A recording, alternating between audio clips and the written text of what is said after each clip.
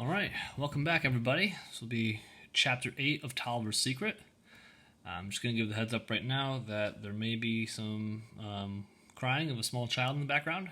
As of when I'm recording this, it's about 9:30 at night, and my son Noah should be asleep, but he's fighting it, and so we're just ignoring him for a little while. But don't worry, he's not neglected.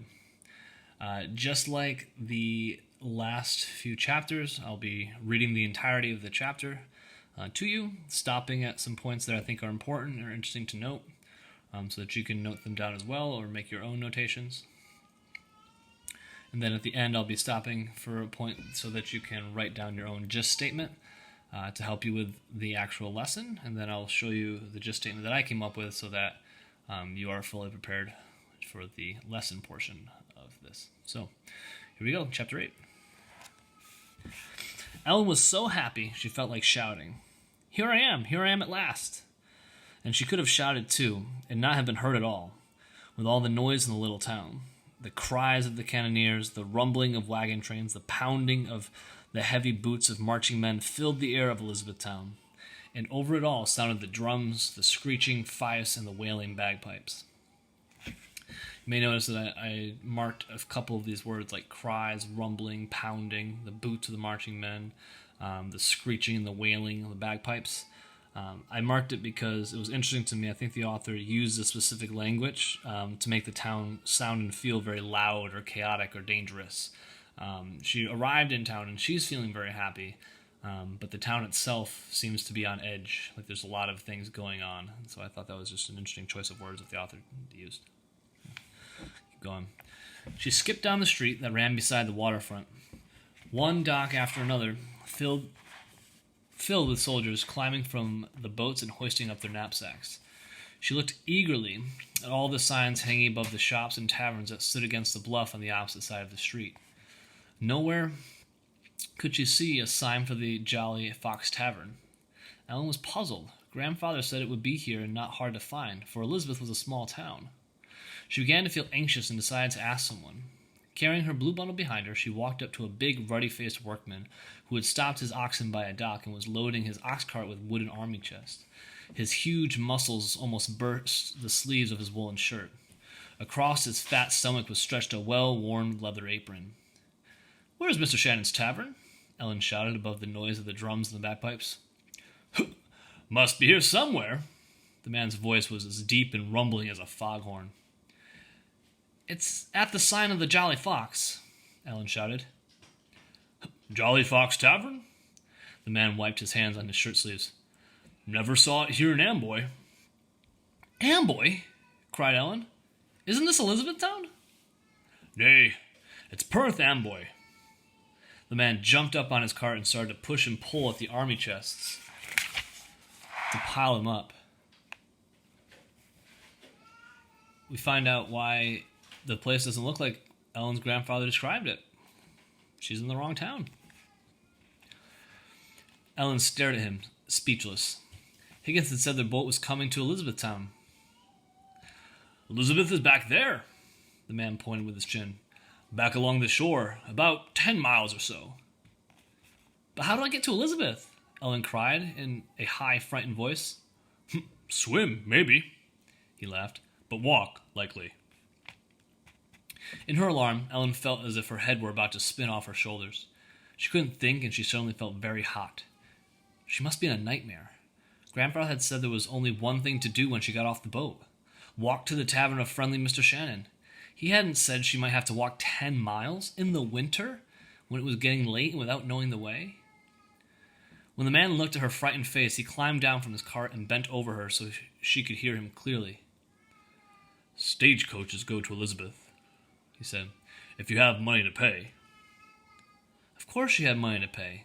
She had the coins in her pocket. "See the big inn yonder?" he said kindly as he pointed down the street. "See the fenced-in yard beside it? The stagecoach comes by there to pick up passengers." "Oh, thank you," said Ellen gratefully. In all her life, she never had been on a stagecoach, but she had seen them rolling along the streets in New York. She would climb up and get a seat on top beside the driver, and she would ask him to stop in front of the Jolly Fox Tavern so she'd have no more searching to do. As she picked her way through the crowds that filled the street, she was surprised to see so many men who looked different from the familiar redcoats.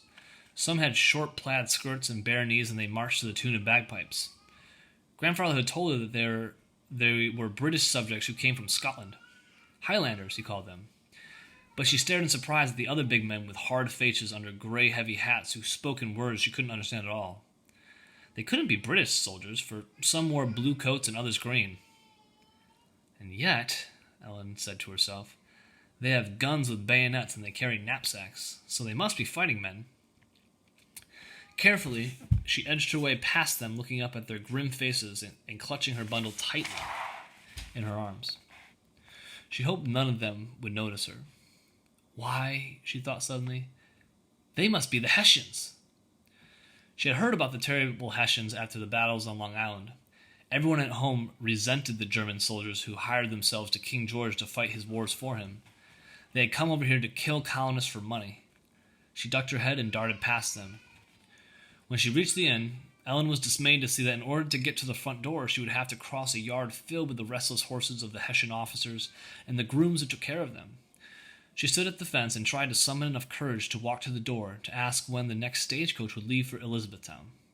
But nothing in the world would induce her to go inside where the Hessians were. Since there was no sign of a stagecoach in the yard, nor anyone there she could ask, Ellen slipped quietly along the street beside the inn, where she spoke to the only person around who wasn't a soldier. He was an old man who was unloading firewood from a cart near the small taproom door of the inn. His boots were bundles of straw, tied around his legs with ropes, and his hat had once been an animal of some kind, but it was hard to tell what sort now.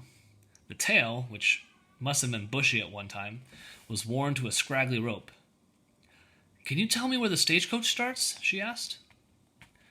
The old man turned around. He looked thin and tired, and his face was so gnarled it seemed to be made from a dried apple. Little bunches of gray hairs grew from his ears.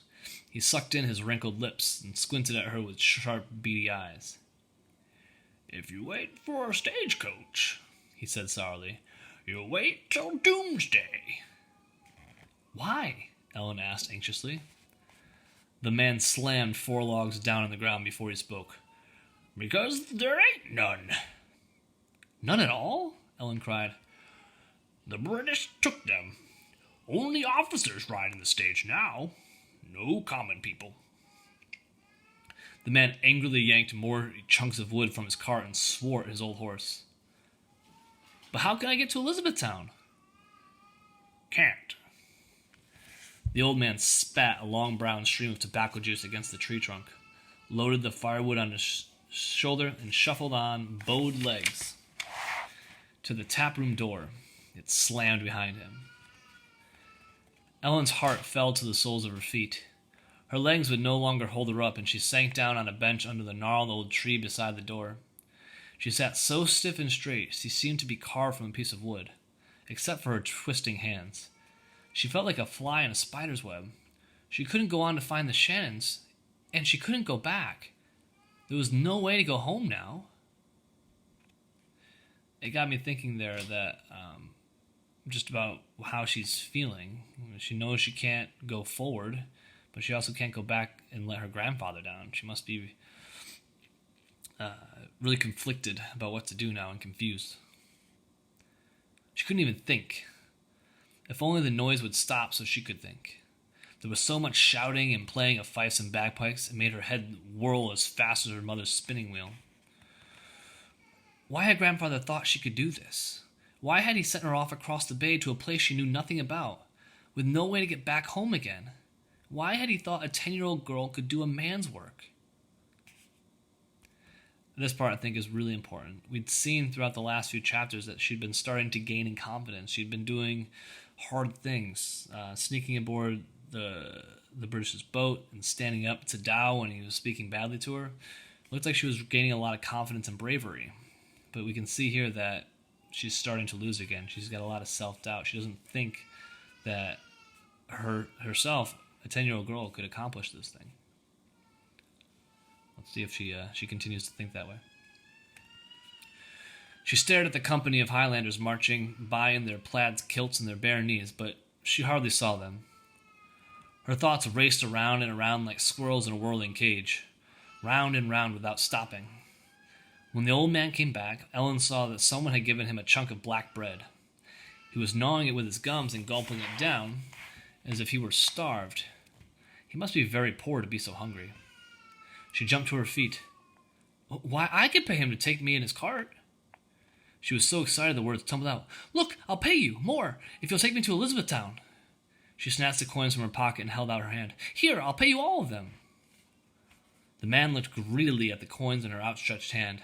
His fingers twitched as he reached for them, but at the last moment he put his hands behind his back and shook his head. Nope, he said firmly. Why not? Cried Ellen. Elizabeth's north. I go west to go home. Hardly get there before dark as it is. Her hopes fell to her feet like a china cup breaking in 100 pieces. I suppose I could walk, she said forlornly. But she knew she never could do that. Not 10 miles, all alone. When she had walked 10 miles before, she and Mother had kept each other company and given each other strength. Can't walk on that road, cried the man. That's a right busy road out past the soldiers' camp. Lots of redcoats on horses. They run you down. Get a little picture of Ellen here trying to give the money to the old man.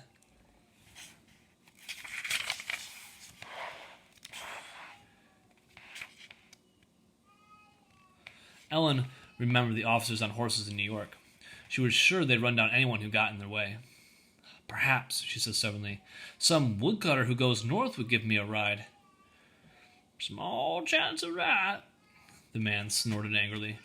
Nobody picks up strangers in these times. He spat at the tree and wiped his mouth with a thin claw of a hand. Too risky to pick up strangers who might rob you or even kill you. Don't you know there is a war on, boy? Yes, I know, but, Ellen began. People around here used to be friendly, but no more. He stopped his work and squinted at her.